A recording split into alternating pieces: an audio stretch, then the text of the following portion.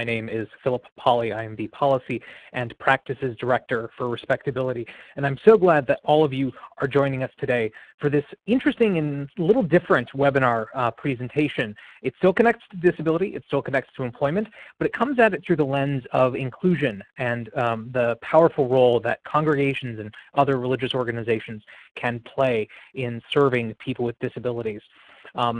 Churches, mosques, synagogues can play a critical economic inclusive role and not just a role of being a welcoming and accepting community. So today's presentation is called Putting Faith to Work, Tapping the Power of Congregations as Pathways to Employment. Do we have a caption list? Yes, we do. Please stand by.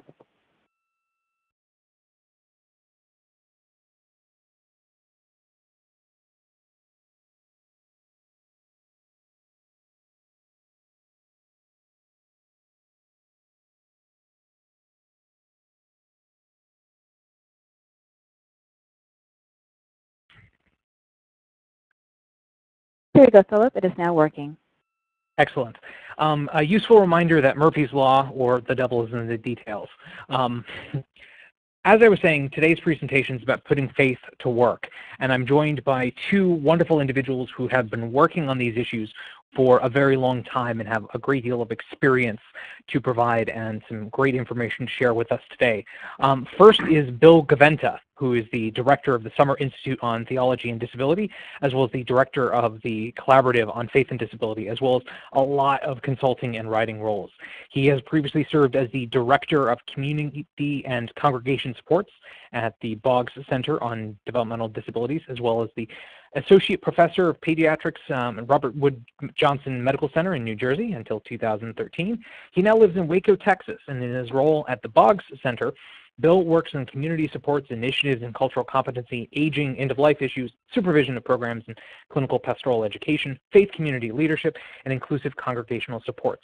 He has been active in initiatives in workforce development, and direct care, self-directed care, and staff training. And our other presenter today is Joe Timmons, who has been working with adolescents and adults with disabilities in rehab and educational settings for nearly 30 years. Since 2002, he has worked at the Institute on Community Integration, ICI, at the University of Minnesota, where he does research and provides technical assistance to individuals and organizations focusing on academics, assessments, work, careers, mentoring, and the transition from secondary to post-secondary settings.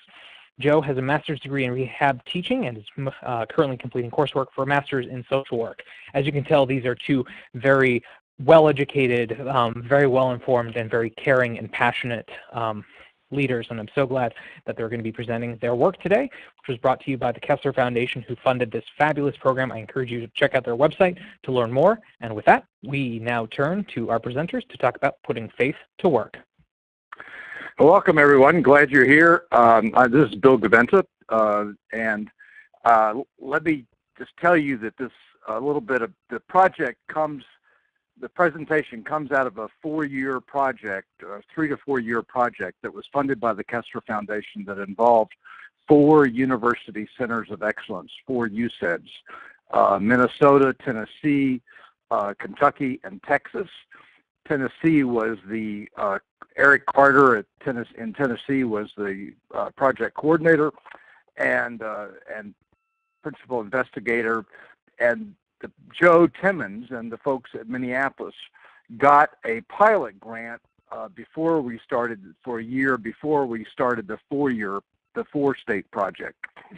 And the project's officially over, but we're now in dissemination and helping congregations and others to think about what we found in the premise of this. And as we get going, the rationale for the Putting Faith to Work project comes out of 2 sort of separate worlds, but also we are making the claim that they really need to be intertwined. One comes out of the world of work and supported employment, and the other comes out of faith communities and the rationale and mission and vision that they have. So I'm going to let Joe Timmons start off, coming out of the world of employment. Thanks, Bill, and thanks, Phil. I'm really glad to be here with you folks today. As Phil mentioned, I work at the University of Minnesota at the Institute on Community Integration. Each state has what is called a UCED, which stands for University Center on Excellence in Developmental Disabilities, and it's a large network across the country that the federal government decided was needed about 25 or 30 years ago. And what they essentially said is, we need a university in each state that can do stuff, research, technical assistance and training related to developmental disabilities that currently isn't organized across the country. AUCD stands for the Association of University Centers on Disability, and they're a group in Washington, actually in Maryland, that coordinates the activities across the country in the UCEDs. UCEDs kind of play behind the scenes and are much bigger than people might imagine. For instance, here at the University of Minnesota, there's 75 full-time staff doing this work.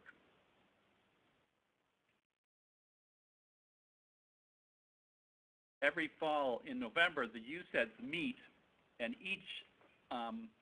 or at the UCED national meetings, different special interest groups meet on a regular basis. One of the groups that has been meeting for several years now through the UCEDs is called the Collaborative on Faith and Disability. Our mission is to support people with disabilities, their families, and those who support them by providing national and international leadership in the areas of research, education, service, dissemination related to disability, religion, and inclusive supports.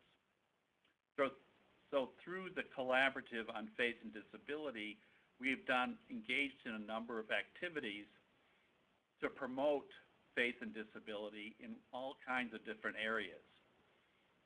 Today we're going to talk mainly about putting faith to work, which was a funded project by the Kessler Foundation, and that's what we'll get to that in just a minute.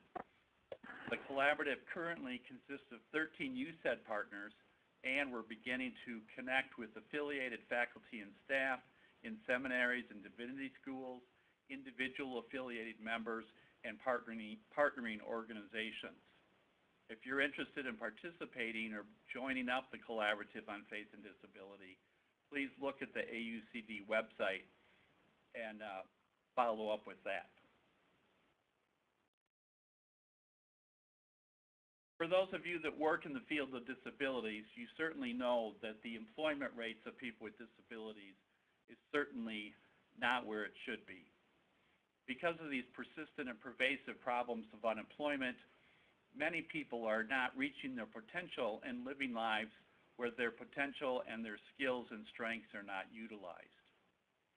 Additionally, the service systems are beyond their capacities to meet deep needs. So groups like vocational rehab, day treatment and rehabilitation centers, and other places have much more pressure on them to provide supports and services, especially as we enter the realm or the era of person-centered planning. Because of this, we feel that natural support systems are regularly overlooked, and research shows they are the crucial missing piece. Joe, sorry to interrupt, but could you please speak up a little bit louder? We're having a hard time hearing you. I'm sorry, thank you. Is this better now? Much better, thank you. Okay. Speakerphones aren't my favorite. So to continue, the state data that's on the current slide shows that 19% of people with disabilities participate in the labor force, but 29% of people with disabilities are below the poverty level. 75% of people are unemployed, and only about 5% of people with significant disabilities work in integrated settings where all or most of their coworkers are people without disabilities.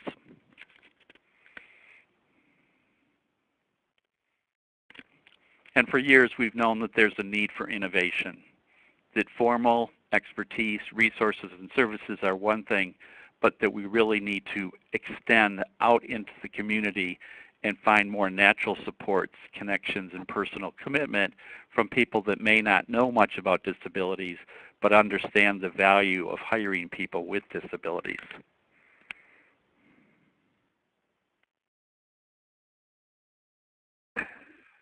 We also know that most people find jobs through friends, connections, and personal networks. That the model of looking in the want ads or going online and blind applying for jobs without knowing people or without being connected in some way prior to the application is very, very difficult.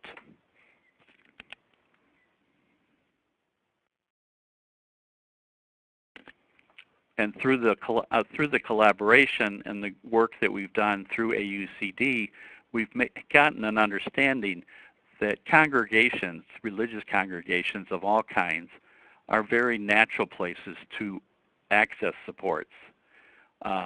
We found, or we know that there are more than 335,000 congregations nationally, that the average congregation has 186 attendees, and that there are 200 million people of faith in the United States today. Knowing this, we realized that there had to be some way of connecting with these congregations and trying to develop some relationship with them that could support the employment needs of people with disabilities.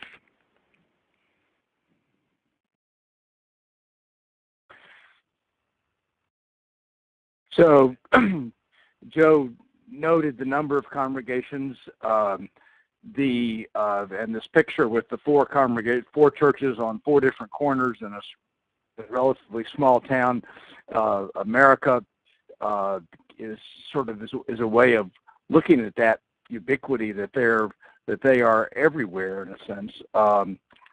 If our colleague Eric Carter does a wonderful job, I'm not sure how he does it, but taking the map of a given area and then locates on that map all the congregations, and you see just the number of what could be looked at, and sometimes I say is the first community natural support organization that's here, that's in the country. We know that people with disabilities now are attending and wish to attend church services. They attend just about as much as people without disabilities. That gap used to be larger, but the people attending at least once a month is about average with the rest of Americans. And we also know, and this is one of the premises on which the Putting Faith to Work project was based, is that people are often more willing to turn to someone in their faith community for assistance or help than they are to a public funded or run organization or to something representing the state or the federal government. And that's also reflected in this chart about about the number of people who are would be willing to draw upon the support of their faith community for helping to connect to employment. Very likely and somewhat likely, so you end up with a pretty significant percentage of people who would be willing to do that. One of the things we know, though, is that most people never think about working with their churches or churches working with people around employment kinds of issues.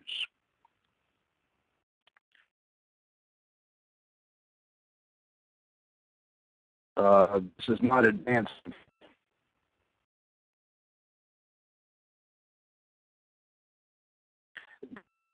In the country, there are a number of faith groups that have worked in the area of employment.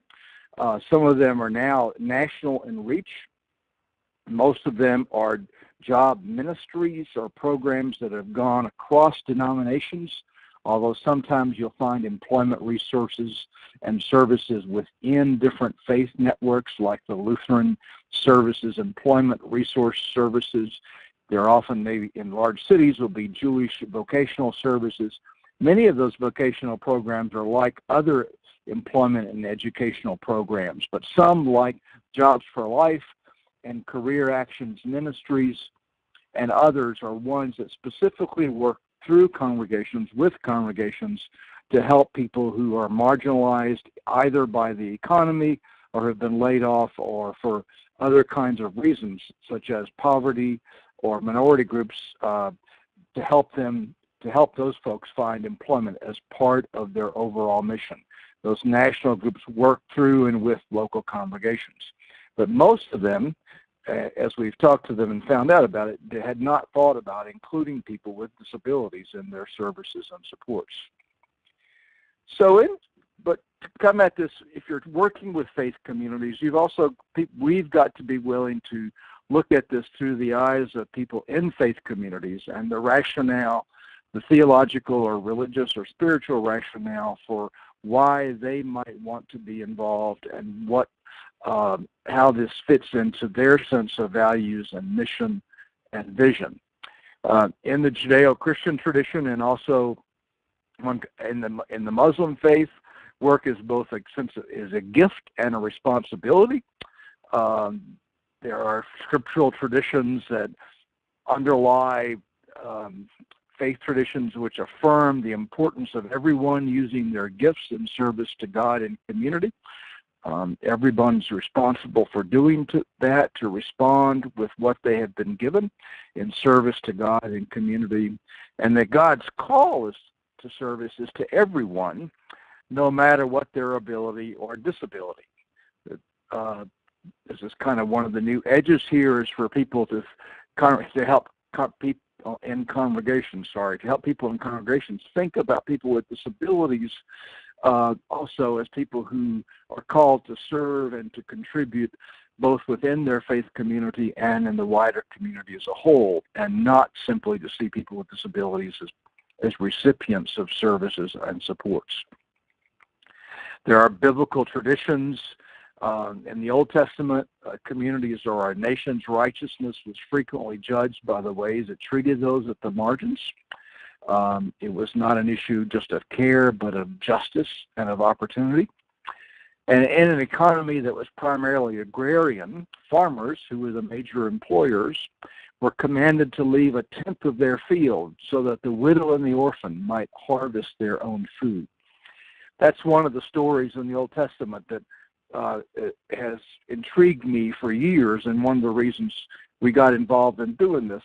Because if you could translate that now and say, think of the number of employers in this country who consider themselves to be people of faith, what if each of those employers in a non-agrarian society committed or set apart 1/10 of their job roles within their employment for people with disabilities, or for those on the margins, the widow, the orphan, those on the margins, as the widow and the orphan is often the biblical phrase for that, we would not have the problem of availability and opportunity for jobs for people with disabilities and their families.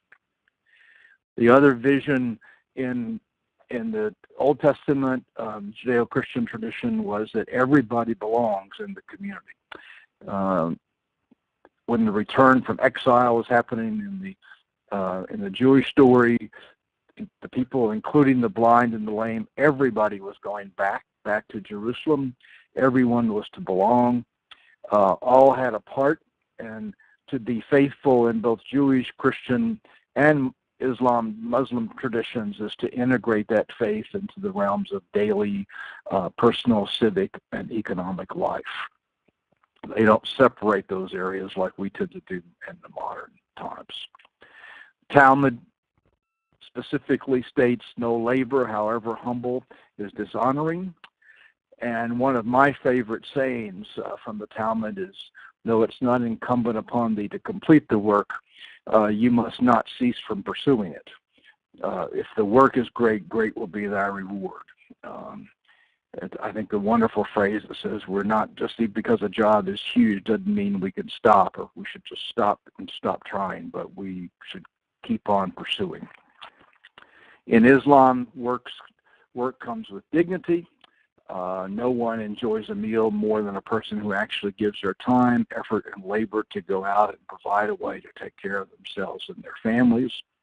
That was why the passages about the leaving aside the 1/10 of the field were so powerful, because if you, in Deuteronomy and the Old Testament, where that occurs several times, that's the difference between harvesting the grain and the crops and giving a part of it away to those who are on the margins, versus setting aside a part of that so people can have the dignity of labor and working for their own food.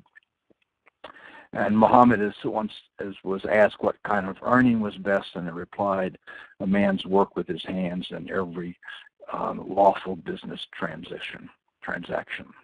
Buddhism, your work is to discover your work, and then with all your heart give yourself to it. The paradox is that work is both a sense of gift and responsibility. The path for employment may for some start with many people with their sense of call, their sense of human spirit, the belief that they have gifts to share.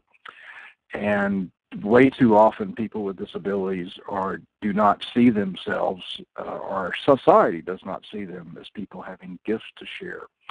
And there's a call to contribute and use those gifts, to use those talents, not to bury them, as the New Testament parable talks about. And the community is responsible to help that happen through opportunity and justice for people to use their gifts in service to God and neighbor. We also need to talk, I think, more than just about jobs or employment, but to help people think about what is their sense of calling and vocation. So often employment with people with disabilities has too often been about just getting people a job or almost any job. And I think one of the key pieces that people are getting better at doing is thinking through what are their gifts and strengths, but also what would they really want to do and what would they like to do? What would they feel called to do? Frederick Buechner has this wonderful quote about neither the hair shirt nor the soft berth will do. The place God calls you is the place where your deep gladness meets the world's deep hunger. Sorry, there's a word missing there. But where your deep gladness and your sense of fulfillment meets some part of the world's deep hunger. So, and many of you know that a lot of congregations have been increasingly getting involved in inclusive and welcoming ministries with people with disabilities and their families. The focus has been primarily on accessibility, welcome, and now thinking beyond that to how do people have a sense of real belonging. And so the question now is, beyond just attending worship services and beyond being included, how can faith communities begin to think about ways to support people with disabilities in their congregations to help them find jobs, and both within the congregation and beyond the congregation in the community the rest of the week. In the faith traditions also, work begins in the community. People are called to live out their faith in response to God's calls, following the laws, doing mitzvah. Everybody are called to be givers as well as receivers. And the very life and flourishing of a faith community depends upon the multiple gifts of its members in support of others and life together.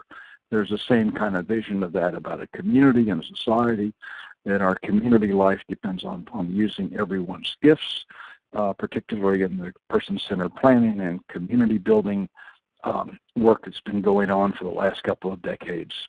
So putting faith to work then is a project and a vision that can start, as it were, right at home. So I'll now go back to Joe, and he can tell you a little bit more about our model. Thanks, Bill. As the collaborative on faith and disability began to think about what it could do, we connected with the Kessler Foundation and proposed a pilot project that would look at ways of connecting people to employment. Underpinning this was the philosophy that kind of was connected to the Olmsted decision in 1999 by the U.S. Supreme Court, which talked about, or not the decision itself, but the things since then that have come out of it related to person-centered thinking and person-centered planning, and also to the concept or philosophy of employment first. If you're not familiar with employment first, I encourage you to look it up. It talks about finding ways to connect people to employment that's integrated in the community, pays minimum wage or better, and leads to possible promotions or growth in the job itself. That gets away from the old models that a lot of people still are involved in, where you connect to a system and that you do work with that within that system based on what's available. There's not much choice, there's not much opportunity, there's not much room for growth in a lot of these programs, and we feel that people with significant disabilities should have as many opportunities and options as people with less significant or with no disabilities at all.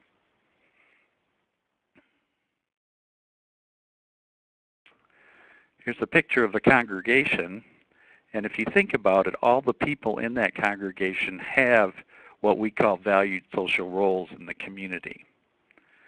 So this one works at the university. This one coordinates a nonprofit network. This one does odd jobs around town. This one operates a daycare. And as you can see, people have different businesses, have different occupations. And we never think in that type of a congregation that there's a network there, so that someone who wishes to work with plants can be connected with someone in the congregation that owns a nursery. Someone that likes to do manual labor could be connected with a construction contractor, and so on.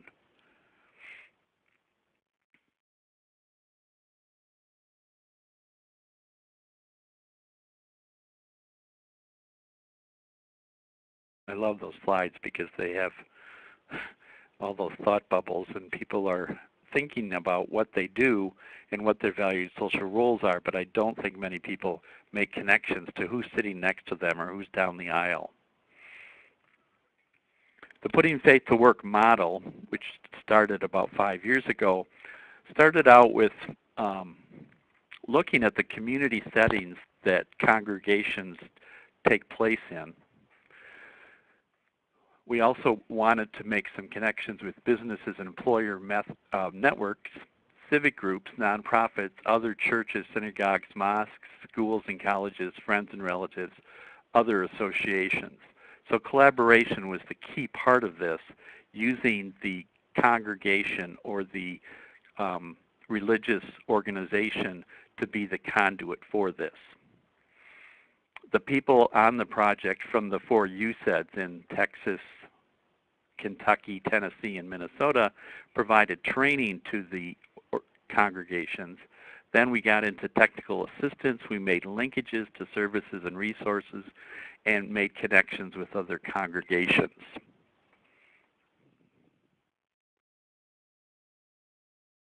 Some of you may be familiar with circles of support as just a minor concept, but what we like to do when we work with individuals who are seeking employment is to develop circles of support and make a listing of how many people in the individual's lives that might be able to collaborate or support a person who's job seeking. We want to start with family members, friends, and close companions, and then move outward to acquaintances that may be coworkers, neighbors, etc. And finally, on the outside circle, the people that are paid to be with them. We don't want to disparage the people that are paid to be with them, but because of the money part of it, it may not be as natural, we say, as a support that may come from family members, friends, or acquaintances.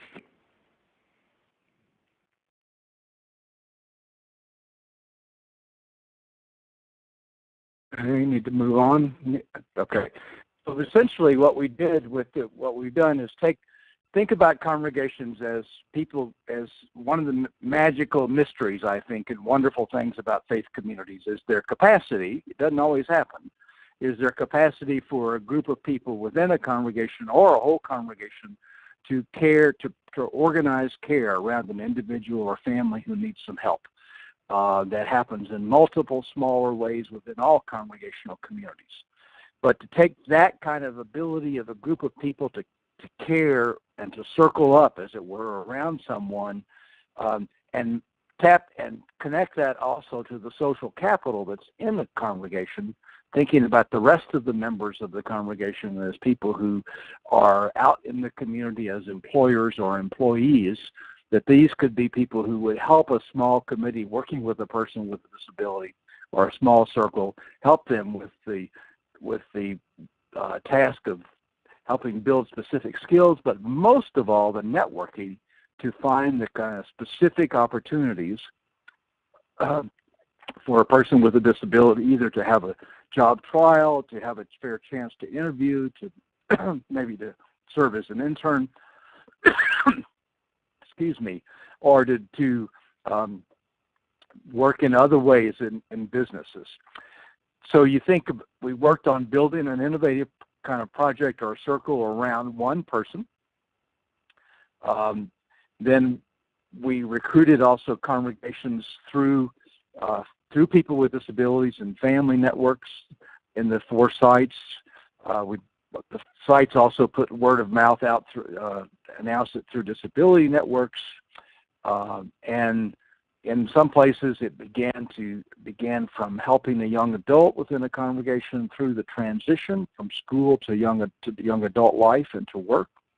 In others, it was about beginning a new ministry that was in line with a particular congregation and their mission and how they saw themselves.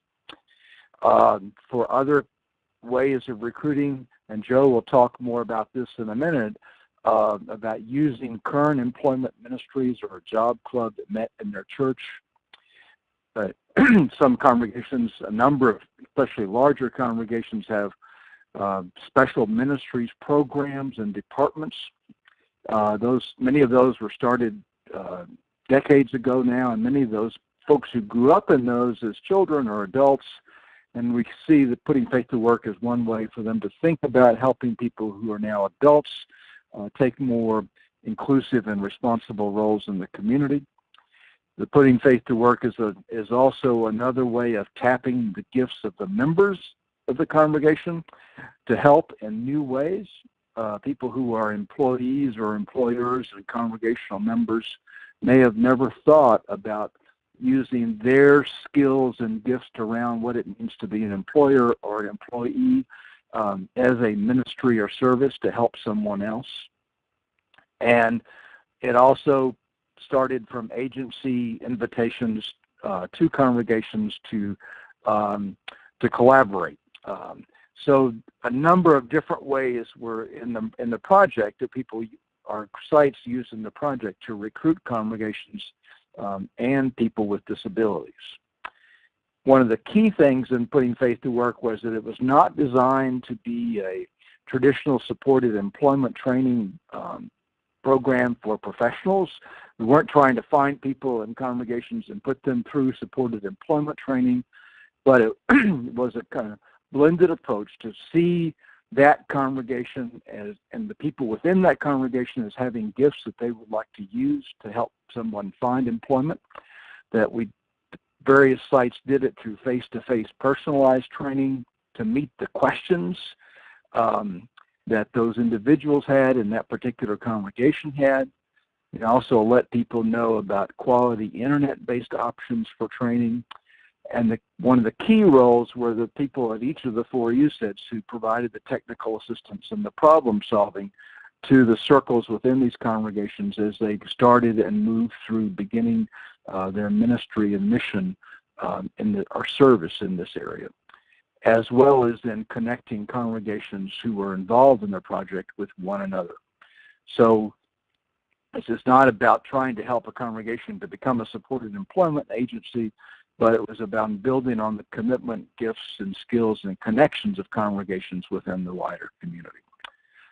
The long-term outcomes, and we'll talk about in a few minutes, was that we wanted to develop a flexible step-by-step model that almost any congregation could use, that we try to disseminate a variety of ways that congregations did so, that we hope to provide resources to give congregations and systems and employers an enhanced sense of capacity and confidence in working together, and that, of course, ultimately that people with disabilities would gain a broader range of natural supports to find employment. Again, hoping to enhance the collaborative work between congregations and service systems and individuals and families, and to develop a model that faith communities could catch a vision for this kind of work. Joe. Thanks, Bill. I'll talk about what happened in Texas, Tennessee, and Kentucky after I talk about Minnesota. We started in Minnesota a year before the other 3 states just because of some organizational situations here. And we approach things a little bit different than the other 3 states. But like I said, I'll talk about the other 3 states in a minute. First of all, let me just talk about our outcomes.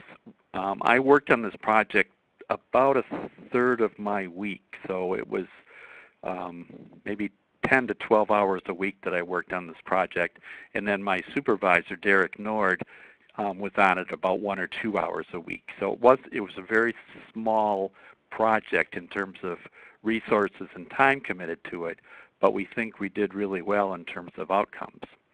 We started in February 2013, and we sought out active employment ministries that already exist in faith-based congregations.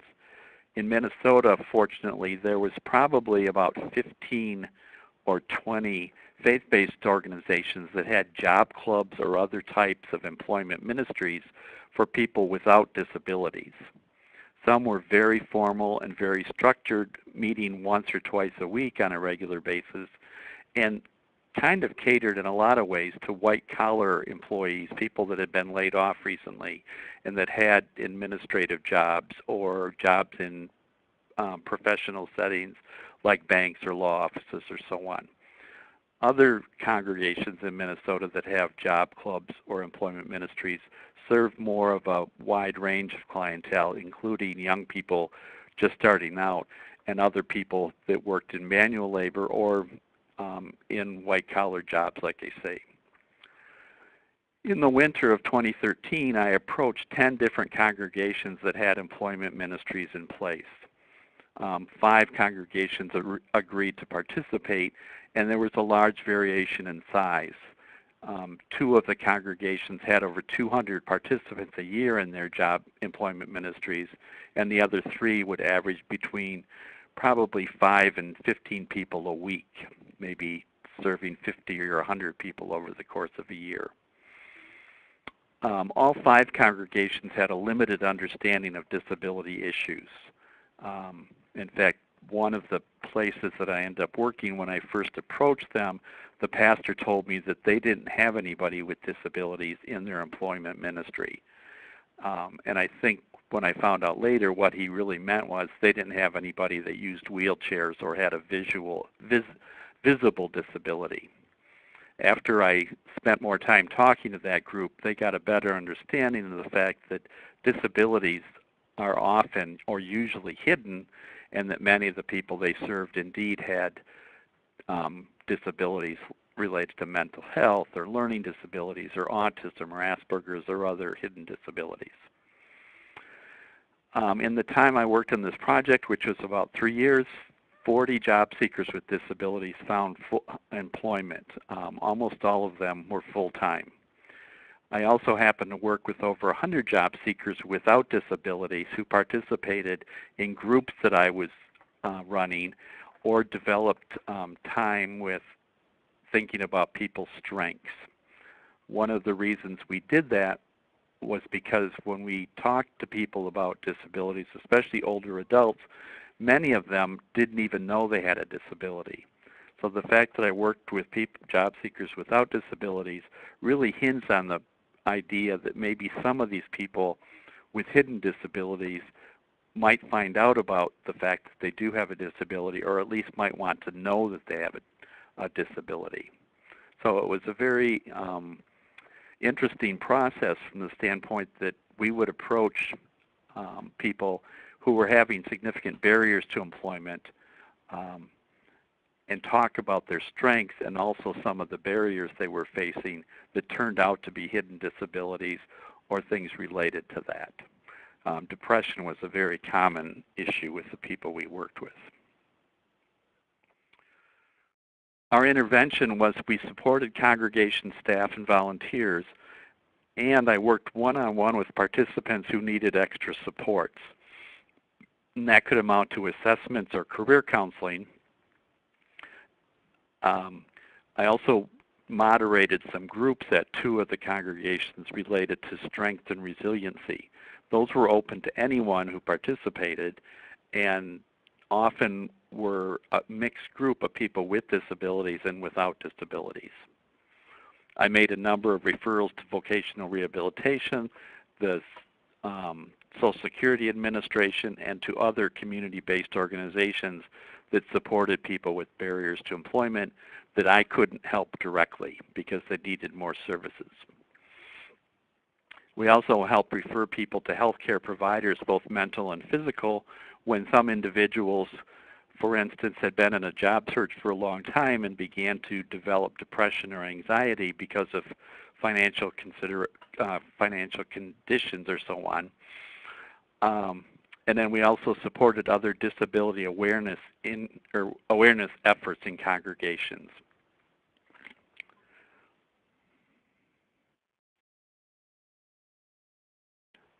So with our success over the 3 years in helping people find employment and our connections with the organizations that have continued their employment ministries without my direct support, we set up the formalizing of relationships and resources for congregations and community-based organizations and state agencies like VR.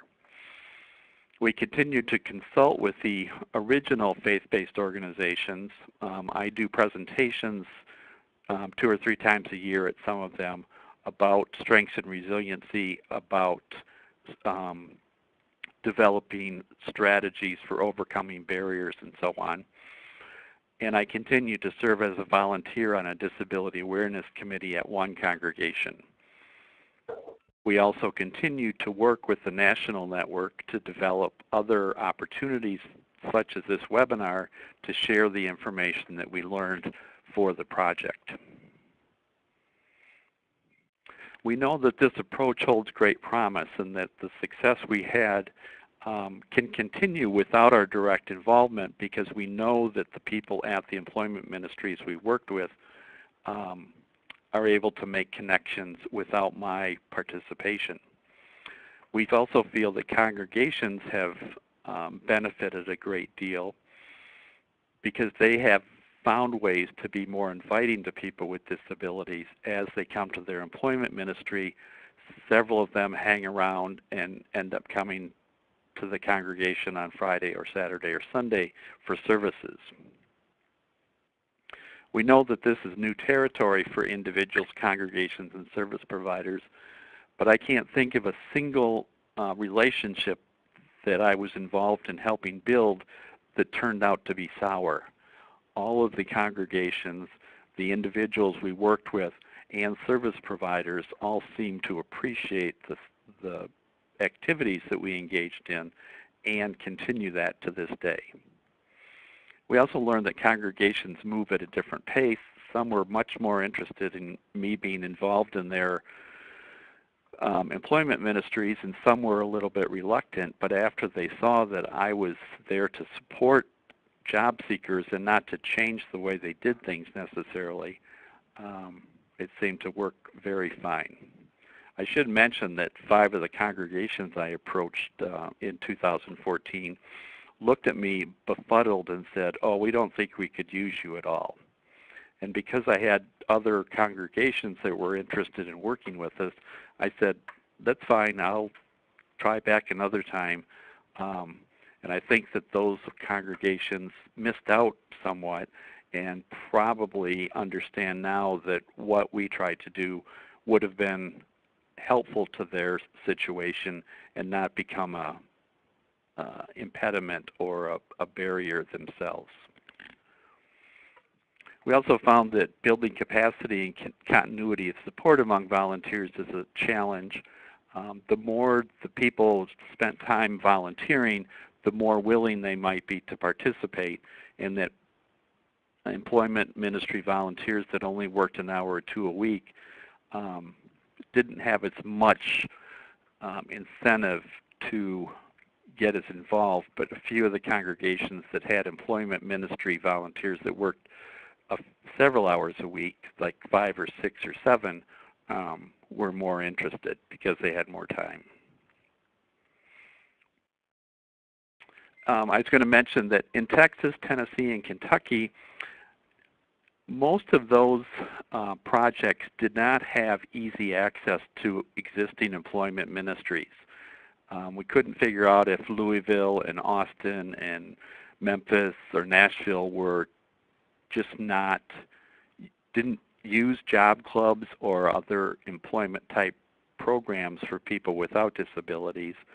But in any case, we had to, in those states, develop programming more at a grassroots level where we would ask a congregation if we could have conversations with staff or volunteers and just talk about the possibility of working with their parishioners or their congregants that were unemployed or job seeking to see if they could, if we could develop a relationship with them and the congregation. That was more challenging in some ways because those communities that didn't have existing employment ministries were even less inclined to go into this just because the number of people in the congregations that knew about disabilities or had a good understanding of disabilities employment was less. And I think Bill might be able to touch on that a little bit as well. Yeah, I think what happened in Tennessee, and in particular in Tennessee, was some fairly good success in terms of organizing circles of support or task forces in congregations who kind of liked the idea after they heard about it. And they might have heard about it, like we said earlier, from a person with a disability, from a family member, or from some outreach through faith networks or by the USED, by the Kennedy Center there.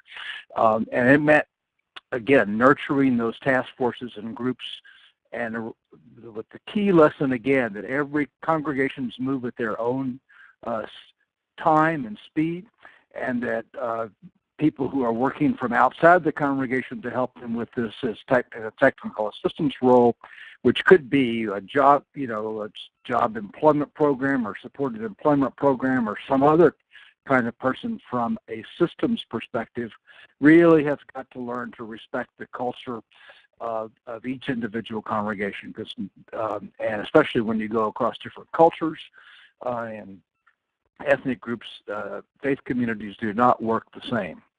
So what's next for putting faith to work? There's now a practice guide. We'll show a picture to you in a minute.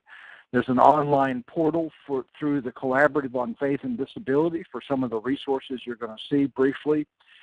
We've been involved in writing some articles for faith-based magazines and have had a couple of articles, journal articles, come up. On the portal, the Putting Faith to Work Putting Faith to Work and the Collaborative, there's a white paper that's got our theoretical foundations for the project, and then a number of other resources that have come out of some of the particular state projects and some partnership organizations who worked around a statement of solidarity by the religious community for the employment of people with disabilities. At the Kennedy Center, you also have they have developed some terrific resources for congregations to think about including and supporting people with disabilities in their congregations. And one of the things that this project did raise in some congregations as they talked to families and individuals was to help them realize multiple other ways in which they needed to be thinking in their congregation about inclusion and support of people with disabilities.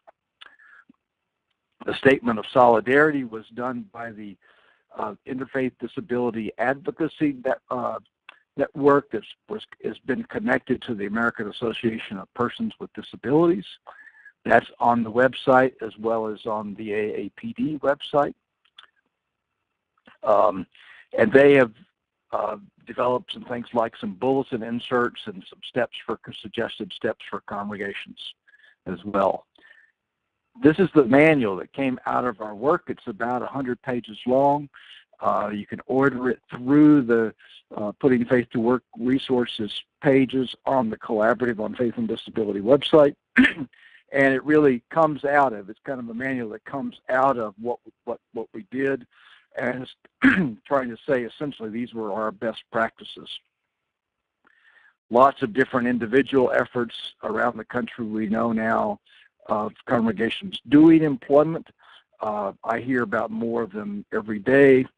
But in the end, the key thing in terms of helping congregations get excited or interested in this is about the capacity of helping someone find a job to really make a difference in someone's life, and to transform their lives really from being someone who's on the sidelines to someone who feels like they're working, contributing, and using the gifts and call that comes to them. That's so when he comes back again at the end as to why this work matters is to individual people and their own journeys and their own wishes to be more normal, and or not normal, but more support, get productive people who are giving out of their own lives to both faith communities and the communities as a whole. So we're going to stop and see if there are questions, and we'll certainly be glad to connect with you after this, but let's see if there are questions. Definitely. Thank you, Bill, and thank you, Joe. So there's two ways that you can ask our presenters a question today. Either you can use the chat box in the bottom left corner of your screen where it says Q&A. Just type in your question, and I'll read it out to everyone on the phone. And if you're joining us by phone, all you have to do to ask a question is to press 7# on your keypad, and that will put you in the queue to talk to us directly. So, all right, our first question from Noreen Gill. Can you provide more information about the Texas component of your work? Yeah, I can. This is Bill, because I live in Texas now. I didn't when we started this. The folks working out of the Center of Disabilities in Austin area, and the woman who was working on this worked primarily with Hispanic congregations, not with, which was a kind of, again, a different kind of approach where you really had to use personal presence and stories and work through the sense of that community in those congregations. I think she had some success. We don't have a lot of data to report out of Austin in particular, because one of the person also got sick during the project, but her input about some of the strategies for working with Hispanic congregations I think was really important to the project overall. But we don't have a lot of data out of the Austin the particular Austin project. There is an interfaith inclusion network in the Austin area, as there are in several other Texas cities, and some of them have, I think, taken a look and tried to disseminate the model. Some I don't know. This is the thing about the project. Nobody has to report to anybody about this, so it's now, and so we don't know which people are taking the ideas and taking the manual and running with them. Wonderful, thank you. And then we have a question from the fabulous Lisa Handelman, who is asking that, it was a question and a comment and a request for further connection offline. So what she wrote was that the foundational beliefs are similar within all major religions, but as Bill and Joe mentioned, our houses of worship are organized differently. Can you connect me to someone who has used the guide for congregations within the Jewish community? She has the manual, and she's planning to try this out here in the DC area, and would love to learn directly from others and not have to reinvent the wheel.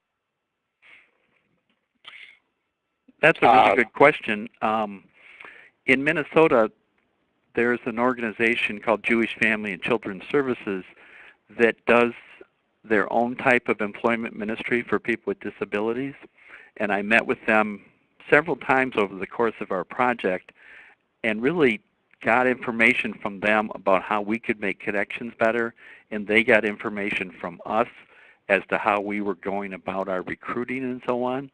So we had a relationship, and we did have conversations on a regular basis, but we didn't really work directly with them because they were well established and we were trying to do new things.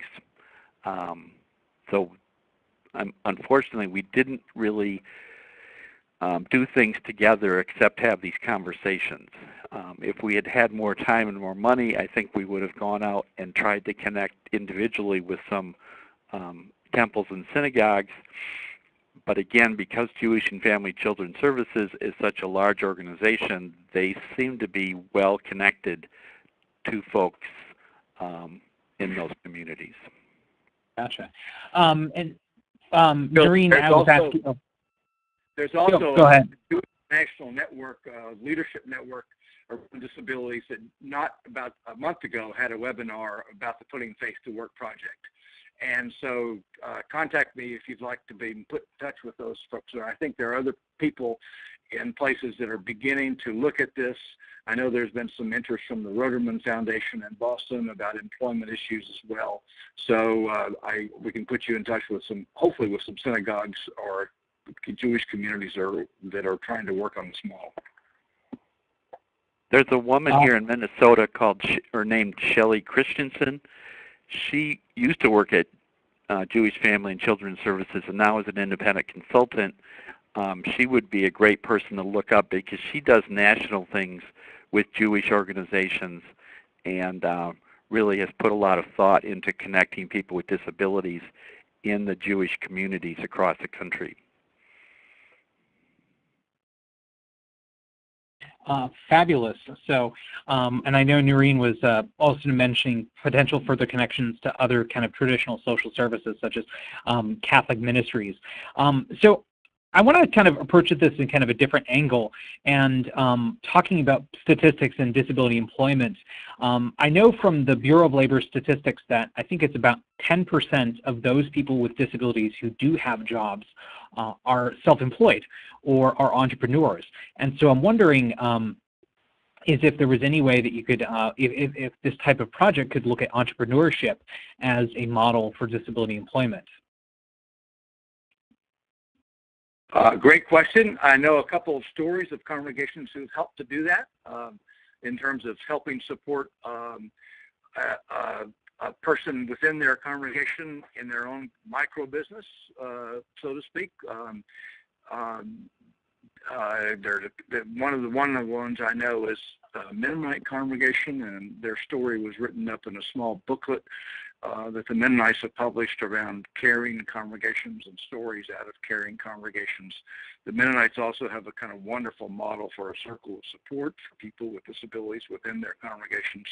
So that's one of the stories that I know, and I think we say some things in the manual about the whole possibility of micro enterprises and helping a network of people within a congregation to support somebody in that. Wonderful. And I'm so glad that one of our audience members brought up the difference of culture question, because that was actually going to be one of my questions about cultural competency, and particularly because different faith communities can sometimes be correlated with different ethnic communities, and there could be linguistic barriers there. I just want to quickly check. Operator, do we have any phone questions? No phone questions. All right. So I guess the last question to sum up is, looking at this as a different approach, I'm wondering, could there be a place for, say, a workforce board or a workforce agency to outreach to the congregations in their local community to stand something up like this? My opinion would be, yeah, that part of the thing would be for workforce boards and other groups to say, hey, we've heard about this, and we know that some congregations around the country have been doing this. There's a model for it, but I want to be very careful with this to say that our manual is not a cookie-cutter franchise kind of thing.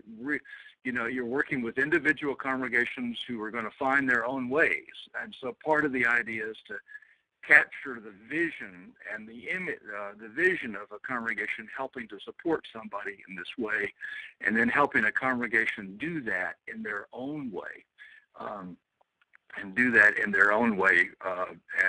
so that they're the ones who are, in a sense, in charge of that. But I think catching the vision is one of the things, and then if you want to work along with congregations, don't tell them what to do, but simply say, we're really concerned about getting people to work with people with disabilities. We think congregations could do something and help us with this. Is this something you guys would be interested in doing and working along? And we don't know anything about faith communities or your congregation, so you're going to have to teach us about that side, but we can help you with the employment stuff. Wonderful. Well, we are out of time today, and I want to thank the audience members who asked some great questions, and we certainly have follow-up connections to make. I want to thank our lovely presenters today who talked about a really interesting project and some really interesting pathways to communities of inclusion, communities of faith, and communities that work. Thank you, Bill. Thank you, Joe. And for our audience, I just want to let you know that we're in the process of developing a bunch of new webinars. We're going to be really looking ahead. We don't have anything set on the schedule yet, just because a lot of the speakers we have are in different parts of the country, and their schedules are a little crazy to track down sometimes, but we're working hard. We've got some local projects that we're doing in California. I can't wait to talk to you about them. We are looking at a couple of states that have done some really interesting and innovative things around workforce innovation and opportunity, and can't wait to share with you about them. And join us again the next webinar we have, and also look out in July. We're going to be hosting an event on Capitol Hill talking about Hollywood and media representations of people with disabilities. More details will be following on our new website, and since it's the last plug I will give, don't forget to check out tonight's episode of Born This Way. On the Emmy Award-winning television show we have supported from conception to screen is talking about love and life and everything wonderful about disability today. I hope you'll join us for our next webinar. I hope you tune in for the TV show, and have a good night and good luck. Thanks, Phil. Yeah, thank you. Thank you.